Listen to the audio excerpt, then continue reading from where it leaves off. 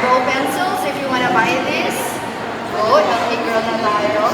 Kasi alam niyo naman na sobrang importante ng kilay because kilay is life, yes. And aside from that, it frames the face. So kalimutan nyo na lahat, wag lang yung kilay nyo, okay? Kalimutan nyo na yung jowa nyo, wag lang yung kilay nyo. Ano? May sinasabi ka ba, Kimboy?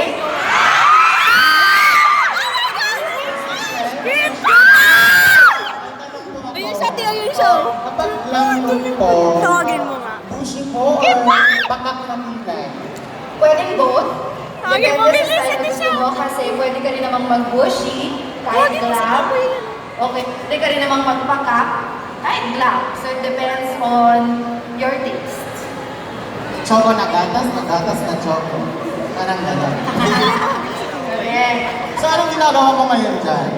So ngayon ang ginagawa ko is, nilalagyan ko lang, pinipilihan ko lang yung eyebrows ni Ara because syempre medyo virgin yung eyebrows ni Timbay! Virgin na virgin.